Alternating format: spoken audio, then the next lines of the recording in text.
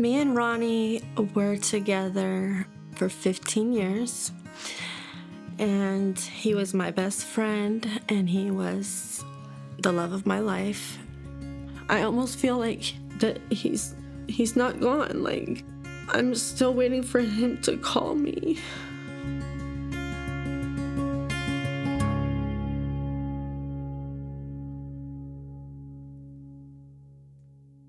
He was very smart and very charismatic, and he loved to surf. And Ronnie and another friend of his was doing some things that weren't exactly legal, and the other boy, his father worked in the judicial system, actually worked in the courtroom that Ronnie was going into when he got in trouble. And Ronnie got sentenced to 10 years, and that was the first time he got in trouble and sent away. And the other boy got a year of probation. Then it was a spiral of bad luck from, I guess what I'm trying to say is, from the crime that they committed or supposedly committed. It put him into a place with a lot of people that are all like in trouble, felons, and they are bad influences. And he couldn't get a job when he was released very easily, and I just feel like this system failed him because he learned how to be a bad person. Not that he was a bad person, but he learned how to do things the easy way, that's not exactly legal, and making money, not exactly the right way sometimes. And he started seeing a doctor, and that was, I guess, when the pills, like pain pills, were coming out big time, and people started doctor shopping, and people saw how much money you could make off of a prescription. And so, like, Ronnie was left with going to the doctor and getting hooked on pain pills and hooked on the amount of income that it brought in without really having to go do a job outside and work hard for your money. So he started seeing more doctors, and his addiction just spiraled out of control. He went away again for some time due to something that he didn't even do. But, he felt it was just because he had been doing things not exactly legal. And they finally caught up with him and got him off the streets for whatever reason they had. But so Ronnie did a lot of time behind bars, and he was such a sweet guy, and he loved life, and he was funny, and he was smarter than probably anybody that I know, because he had knowledge on things, like not just one certain thing. It was just anything, like history, the Bible, math. Like, he was just really smart. And his mom always told me that he was too smart for his own good. And it made life easy in a way that he was able to manipulate his way through life, maybe. And he ended up with the pill addiction when the pill mills were on every corner. And it got out of control. And he never really was able to see doctors and mental health because, for one, he didn't know he had anything wrong with him. He thought that he just, liked to be messed up.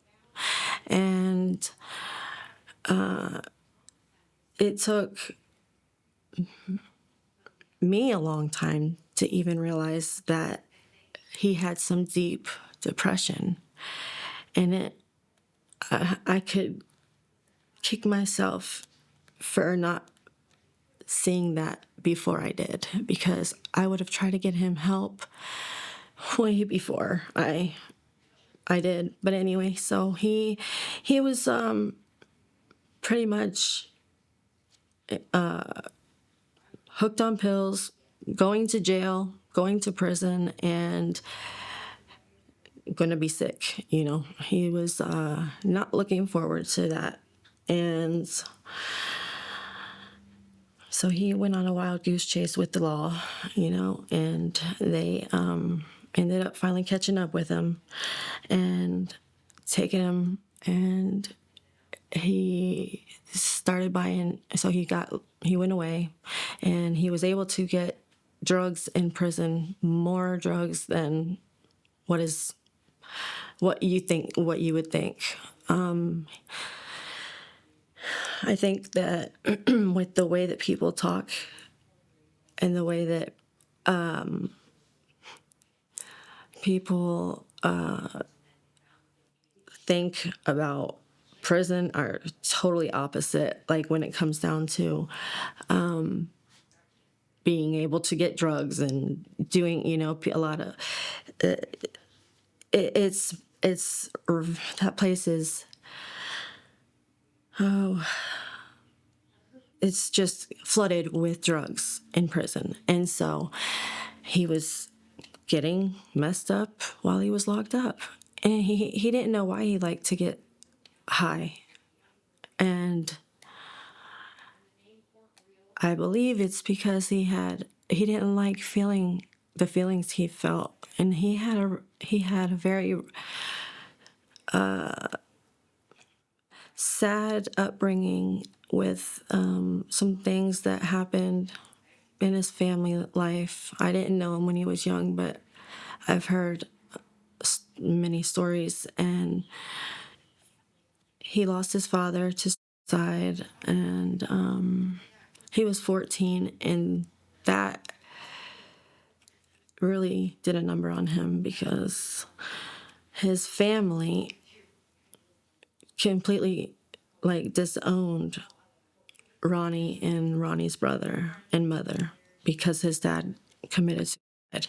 So it is a huge family. So that really had an effect on Ronnie because they struggled with just their mom being there, and the father's family was very wealthy, and they just disowned them and was no help to their emotions of losing their father or financial. And that had a huge role, I think, on what his mental illness became. I mean, from losing his dad to being a teenager and not really having a direction, and so he took his own direction, and he started, selling drugs and doing things that he didn't. I mean, he needed money. He needed to help out at the house. And so he did what he knew or what he was learning. I don't know if he, like from friends or he had influences in his life that, hey, I know he didn't just wake up and say, I'm going to go sell drugs this morning. So it started probably around 19 years old, selling drugs, and that's where it got more heavy, I guess.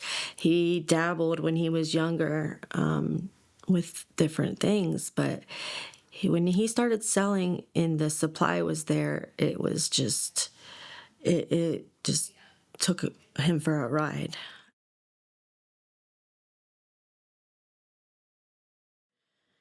Ronnie and myself In 2016, we both had a addiction that was out of this world, insane, because there was real heroin back then.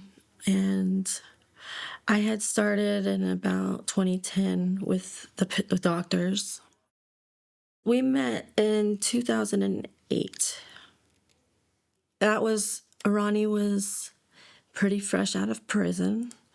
And I don't know, it was a good thing because I fell in love with this man, but it was probably, in anybody else's eyes, they would have probably said that we weren't good for each other. Because, I mean, at that time, I was going through things that was out of my control. With my child, not that he did anything to cause my life to be in such a disastrous way, but it was things that I was going through with my son's father. And I started seeing a doctor and started selling the pills with Ronnie and started doing the pills. And it just went like from bad to worse. I mean, he got taken away from me for a couple of years, going back to prison. Pills were getting hard to find in the pharmacies, and they were really, really getting hard on the system itself. They connected the pharmacies with pharmacies so that you couldn't really doctor shop anymore, and that left a lot of people, including ourselves, in a bad situation because we were very sick if we didn't have pills. And we sourced out to getting heroin. And our relationship was very toxic. We were toxic for each other, I think, because we both had addiction problems.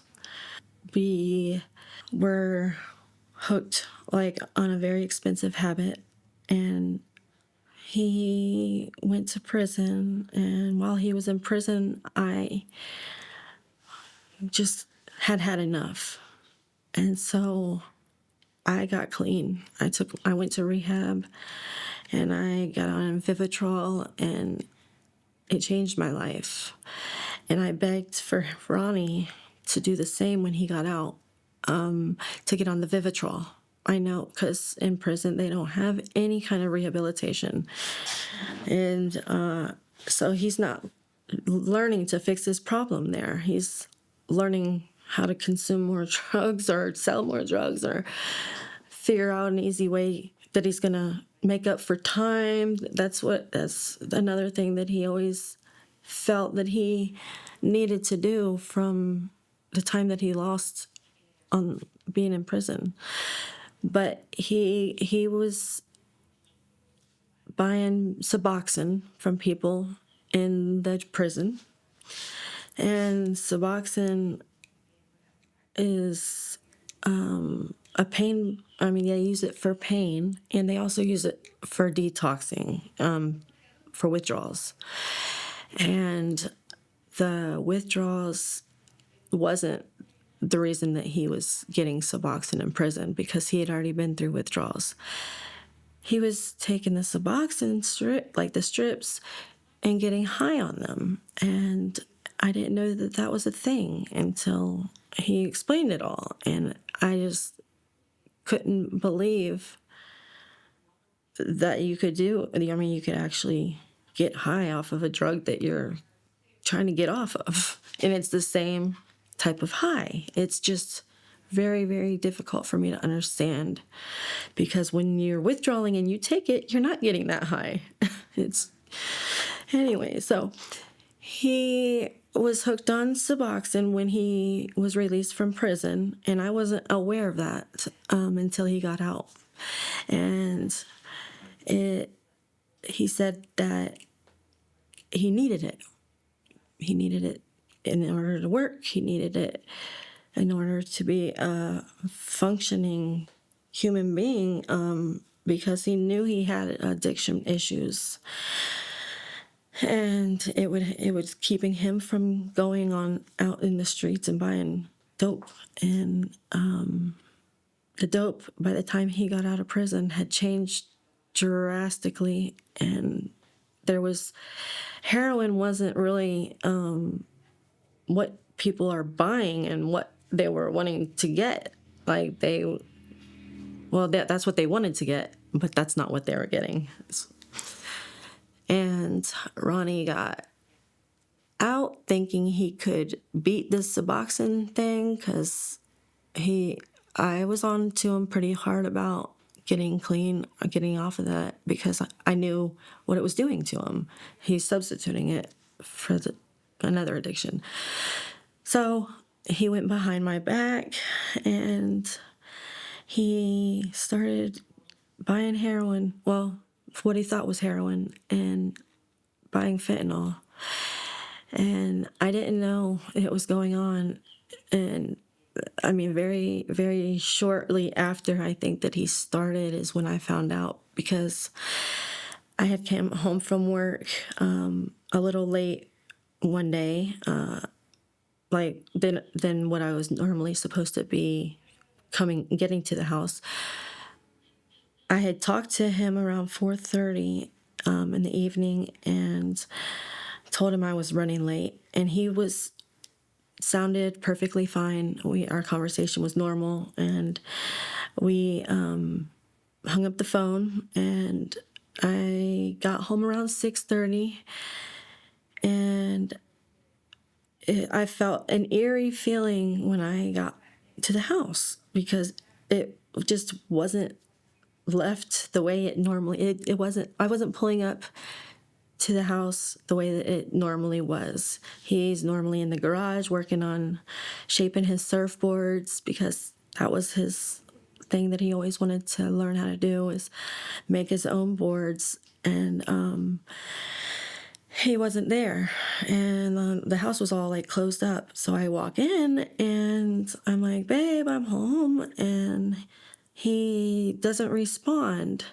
And I thought that I heard him in the shower, so I get closer to the bathroom door, and I don't hear.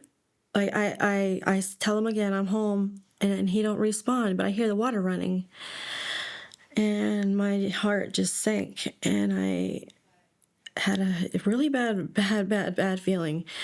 And the door was locked, and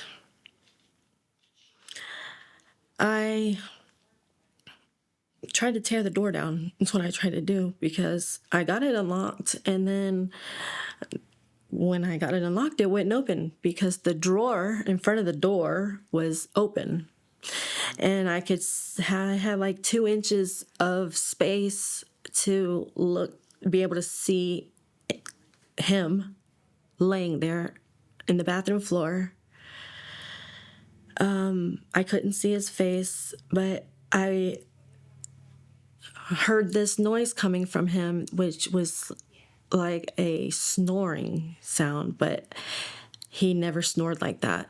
And it was a snore that I have never heard in my life anybody snore like, and it freaked me out. And all I could think in my head was of what I've heard before. I've never heard it for myself, but I've heard the words of death rattle. And I was freaking out. So I ended up grabbing something to stab in the side of the drawer to push it shut to get into the bathroom. And I was screaming and crying and panicked, and I didn't know what to do. I didn't have any Narcan. I saw all of his paraphernalia and baggies of dope sitting on the counter, water running, and I was livid, because I had gotten clean, and we had this pact that we weren't ever going to do it again. So that I didn't worry thinking that he was going to get back on that. I mean, I thought that the Suboxone thing, but I didn't see that coming. So anyways, I had no Narcan, And he was stuffed in between the counters and the toilet, which was like a foot of space. And Ronnie was a bigger guy. He was 200 pounds and he's 6'4". And I guess he overdosed and fell in between the toilet and the counter. And he was out of it. And I started jerking on him to get him out of that little space so I can try and do CPR. And I'm, freaking out. And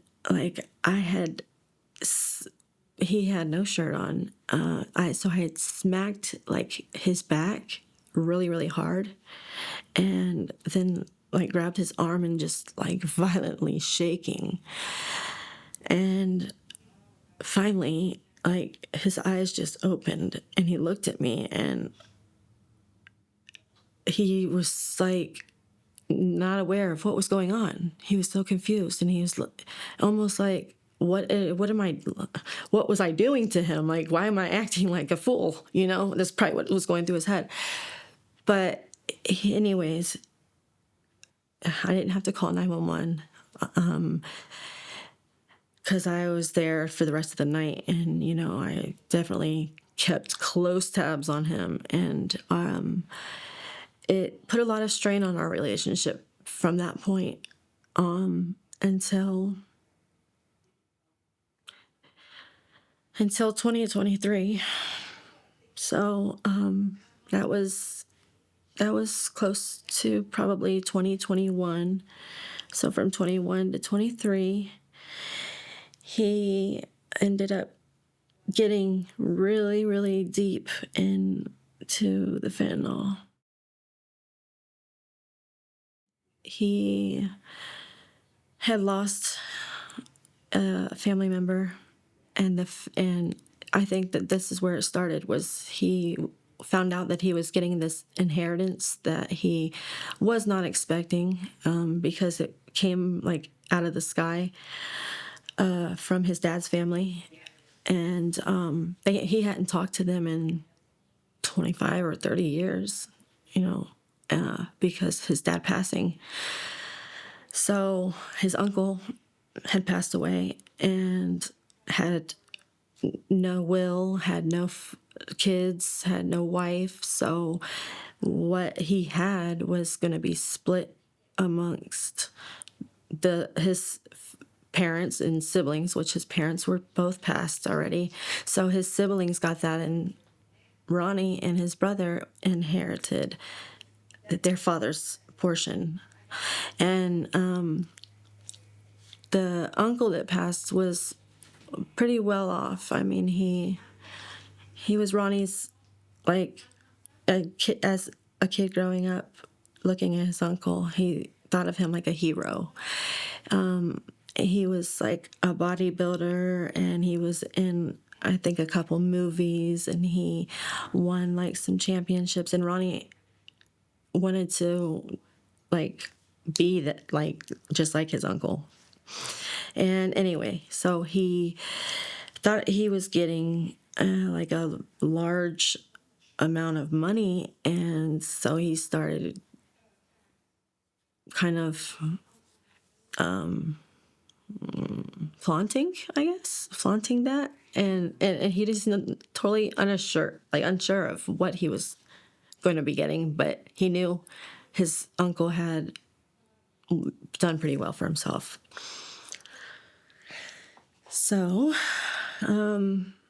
he was able to get pretty much any amount of drugs at any time he wanted from higher up drug dealers, and selling, he was selling what he had to support his habit. And he had large quantity of stuff, and his addiction grew. But then he was taken again off the street to jail again. So, he had got in trouble, so he went to jail.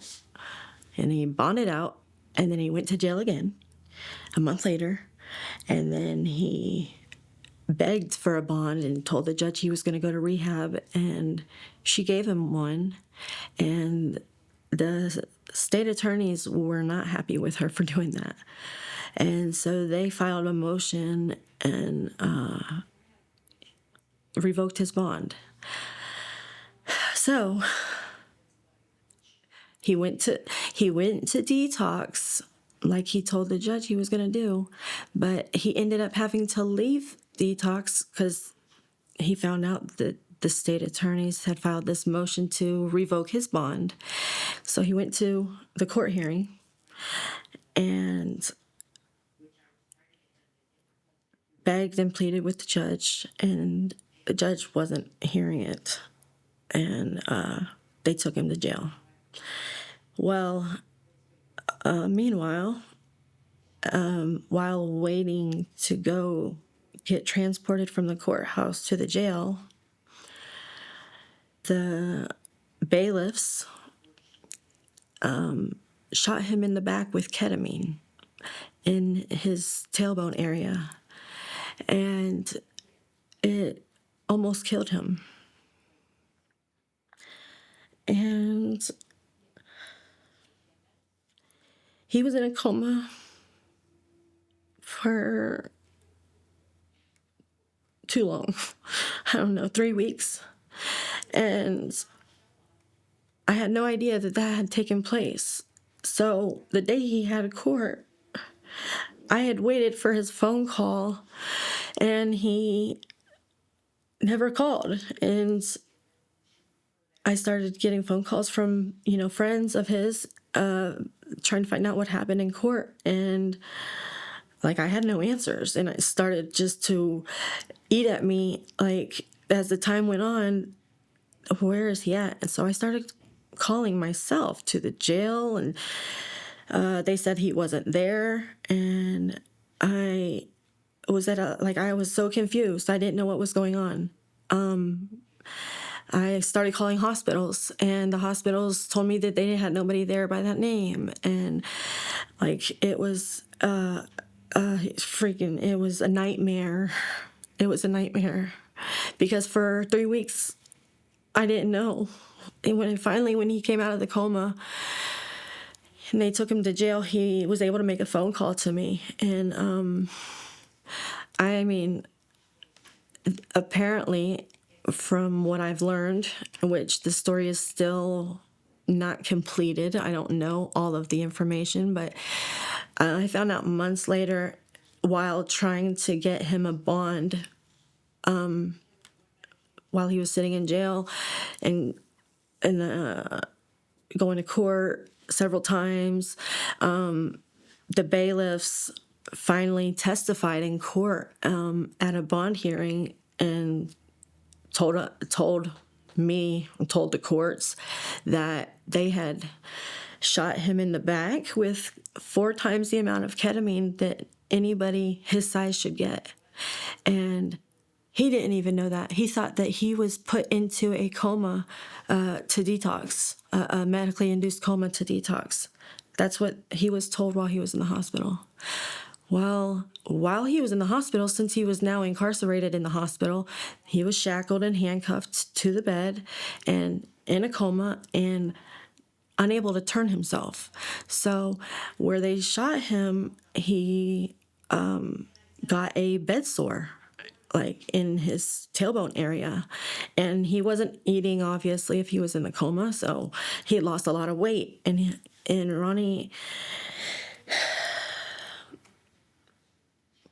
Ronnie went to jail with this bed sore in his tailbone, and they didn't care for it in the jail. So it got infected, and it grew, and it was 3.5 inches deep.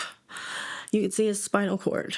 So we were trying to get him out of jail to get proper medical treatment for that. And the judge was not, wasn't giving him bond. He even called the medical unit of the jail, and they said that they didn't know what that he was in a coma or that he even came from the hospital. They didn't know that. The man couldn't even walk. And so he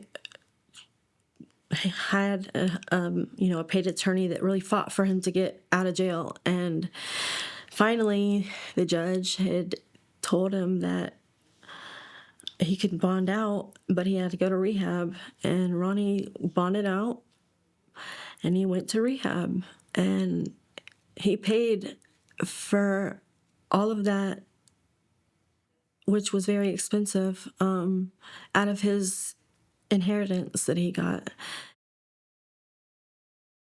He went to rehab, and he did really well, was going to live in a sober living home, was supposed to be going to a place in Daytona or Palm Coast or something, but it was unaffordable at this point because he didn't know what the rehab was going to cost. And by the end of that, he didn't have the money to do his Palm Coast sober living.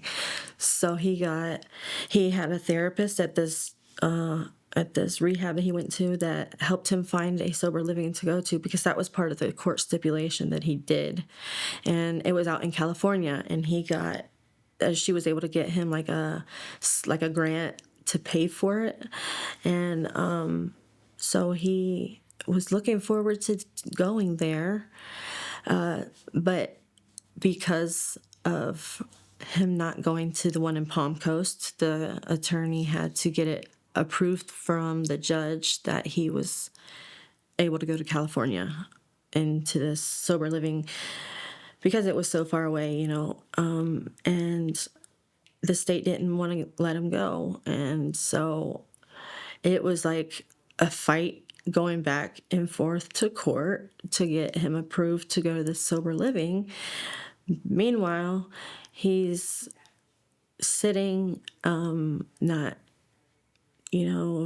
really able to go to even a meeting because of where he was at. It was out in the boondocks, and they didn't have a meeting. I mean, they had it on paper, but he showed up there, and he was the only one there.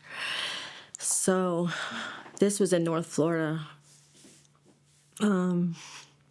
So he didn't have that support. And finally the judge said he could go to California, and he scheduled his flight to leave. But before that happened, at the time I was visiting with him at his mom's house in North Florida for like a month, because I knew he was leaving to go to a sober living, and I wanted to spend time with him before he did that. Well, I needed to leave his mom's to go to an appointment because I had some issues going on, and I had surgery coming up and shots and all this stuff, and I needed his help to get me there and to drive me because I was going to be put under. And so we left his mom's, came back to our little town here where we lived for my appointment, and we were going to stay the weekend with my mom and dog sit for her because she was leaving town, and I was going to have my appointment taken care of, and all this stuff going on, and he was leaving to go to California the following Wednesday. So this is like on a Thursday. So we have like 6 days in between the time of my appointment and him leaving. And he, somebody contacted him while we were here in our little town, and somebody that random friend that he met while he was in jail introduced him to, and she was a dope addict, and she is calling him to find out if he can get her some dope. And I was unaware of all this taking place because I was asleep when she hit him up on the phone. And he went and got it for her, knowing the risk he was taking in doing this. And he took it to her the following day. But it was just a weird situation how it all went down. And so I was so upset, and I was throwing things in his face, and trying to make him realize like what he was doing and how he was putting himself at risk and for somebody he don't even know. So I think it like snapped in his head finally, and we ended up, the deal didn't go through. We left. And so this stuff he had on him, I wasn't thinking that I had anything to worry about because he'd just gotten out of rehab and he was pretty set on doing the right thing. Well, when we got to my mother's house, he had just gotten his new truck. That's something else he purchased with his inheritance.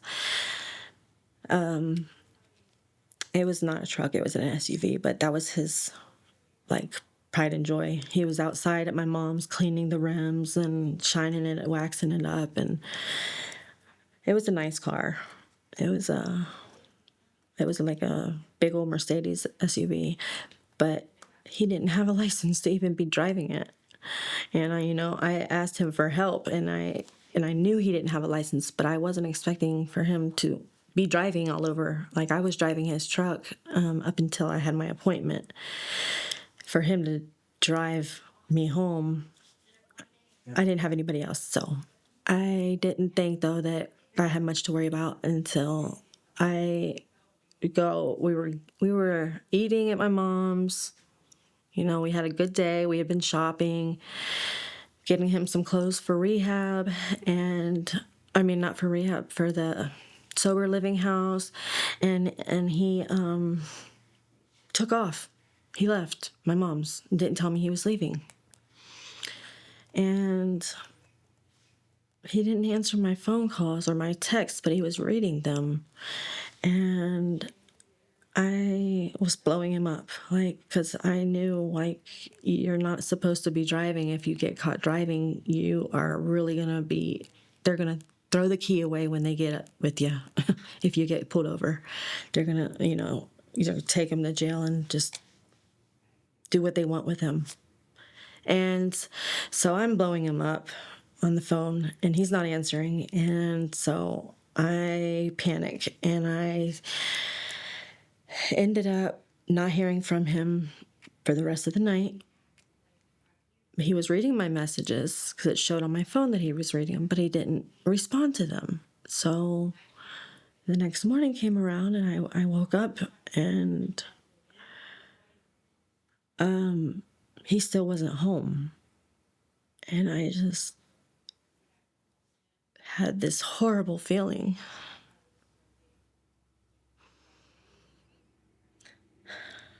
And I tried calling him, and his phone was going straight to voicemail.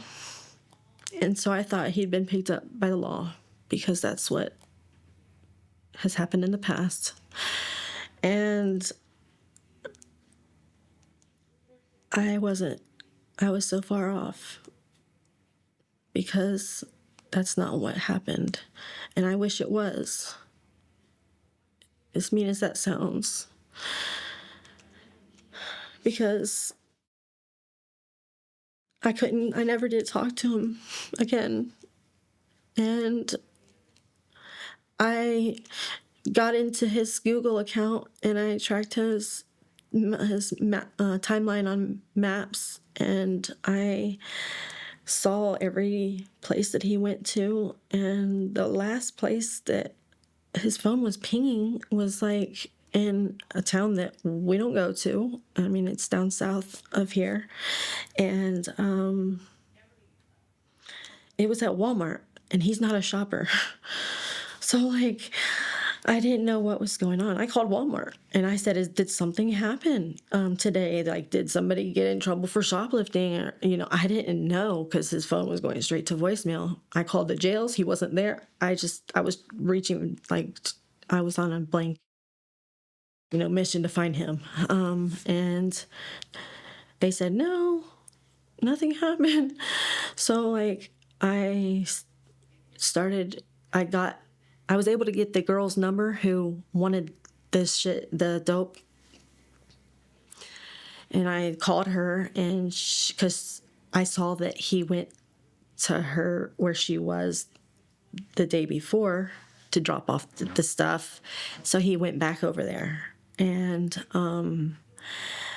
she tried to tell me that she hadn't seen him since the night before when he dropped her off in Palm Bay. And that was a lie,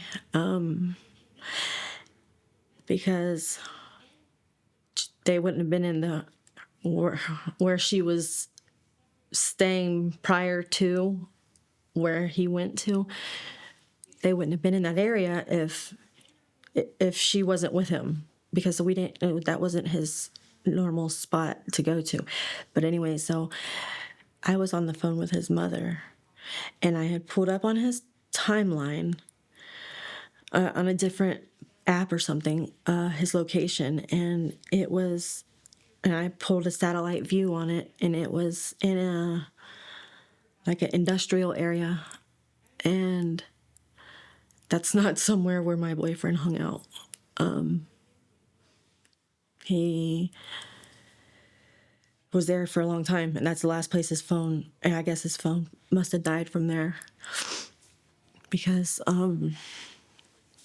that's where he was found dead. The cops showed up to Mom's house and told her they found her son in the passenger seat of his car, gone.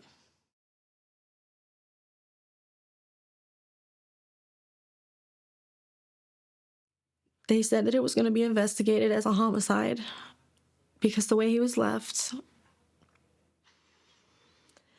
And we went down. I mean, I was able to pull up everything that I had already, with the timeline from his Google account, and showed it to the police, and thought that I had conversations that I had with the girl through text message, and thought that would be a big help as to helping find out what happened with him. But they didn't do anything. They didn't investigate anything. And come to find out,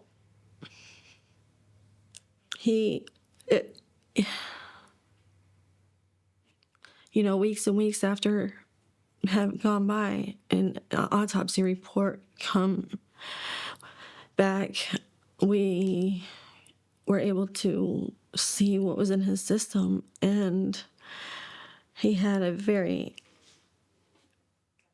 lot of fentanyl in his system. And I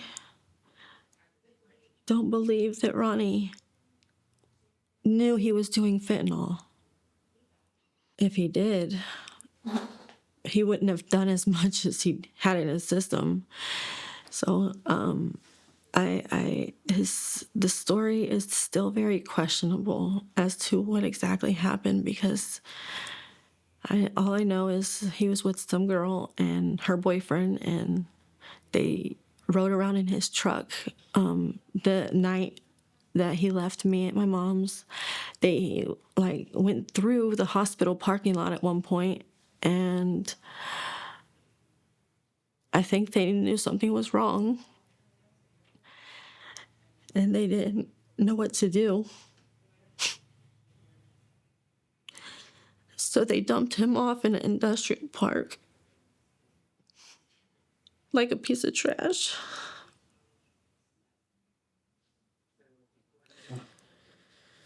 And some homeless girl found him and called 911. We ended up hiring a private investigator that we found out after hiring him that he was a sheriff for 25 years, and so he had a little bit of a background. And we hired him in the first incident with the ketamine with the courts, and then we hired him again now when he died, and he tried to work with the law enforcement in the area that he was found in, and tried to get some answers for us, and they didn't want his help. Like, me and him retraced Ronnie's steps the day that he took off from my mom's house, and we were able to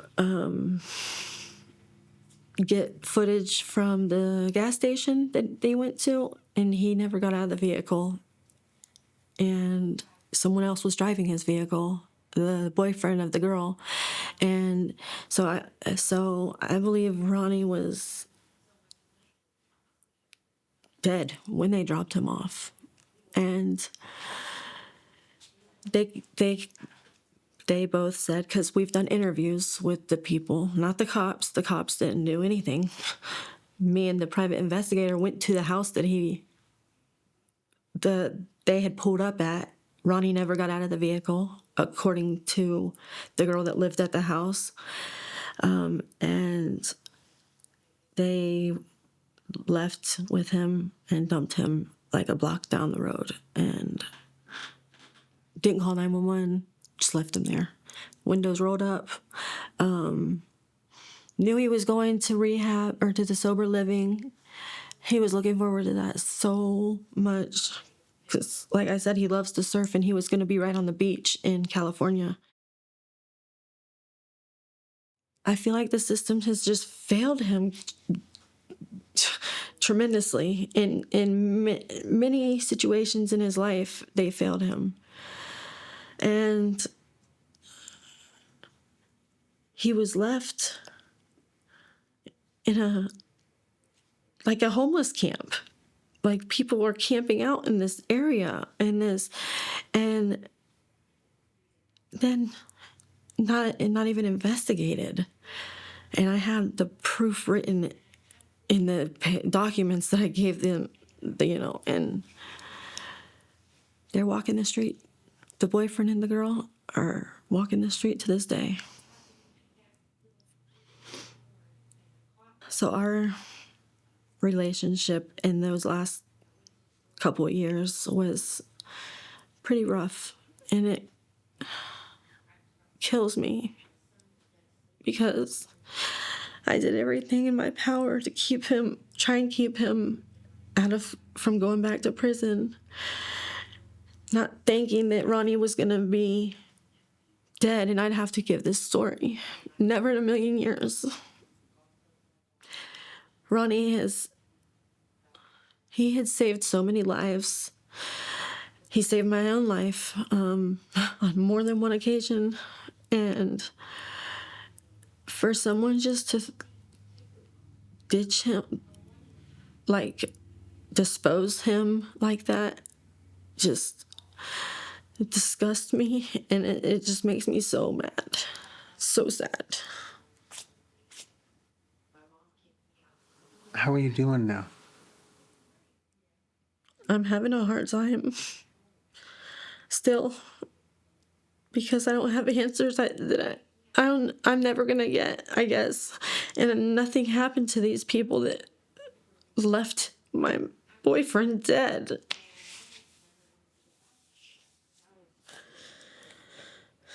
We were gonna get married soon.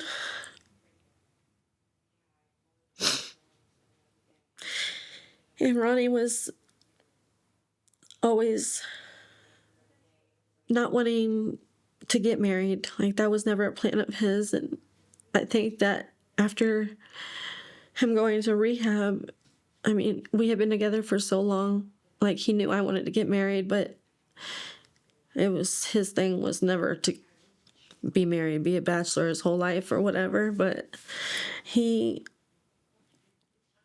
asked me to marry him whenever he got out of the rehab. And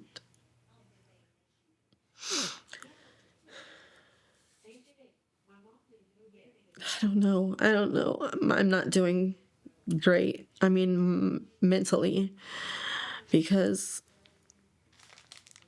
that was my life for 15 years. And yeah, he had been locked up quite a bit of some of that time, I guess. And I was left by myself out on the streets, trying to keep moving forward in life and growing. And while his life was at a standstill and not able to do anything, it I don't know what I'm trying to say. It caused me to have a feeling like, I almost feel like that he's not gone, like he's locked up, or he's in the box, or like I'm still waiting for him to call me.